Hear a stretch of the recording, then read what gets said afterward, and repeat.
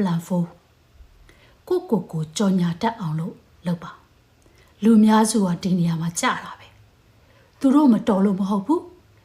ကိုဘယ်လိုမျိုး personal branding လုပ်ပြရမလဲဆိုတာကိုမသိလို့ပဲဖြစ်ပါတယ်ဒီကနေ့ကစပြီးတော့မှ2026အထိကိုမင်းရဲ့ရည်မှန်းချက်စိန်ခေါ်မှုတွေအကြောင်းအစစ်တူတူလေးရေးကြည့်ပါကိုကဘာလို့ဒီ scholarship ကိုရထိုက်လဲဆိုတာကိုမိခွန်းနဲ့မေးကြည့်ပြီးတော့မှ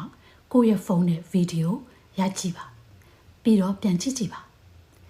မင်းရဲ့ပညာရေးခေါင်းဆောင်မှုစေတနာဝန်ထမ်းလုပ်ငန်းတွေကိုလှုပ်ဆောင်မှုတွေကိုစာတမျက်နှာနဲ့ချရေးထားပါနောက်ပြီးအရင်ပညာသင်စုတွေရဘူးတဲ့ scholarship alumni တွေနဲ့နောက်ပြီးအရင်ပညာသင်စုတွေရဘူးတဲ့ scholarship alumni တွေနဲ့ Facebook တွေမှာဒါပြီးတော့တခြား social media platform တွေမှာဆက်သွယ်ပါသူတို့ပေးတဲ့ advice တွေကကိုယ့်အတွက်အထောက်အကူအများကြီးဖြစ်ပါလိမ့်မယ်နောက်တစ်ခုမှတ်ထားနော် confidence ဆိုတာက practice လုပ်တာနဲ့အမျှလာတာဖြစ်တယ်အခုချိန်ရစားပြီးအင်္ဂလိပ်စာအရေးအပြောအဖက်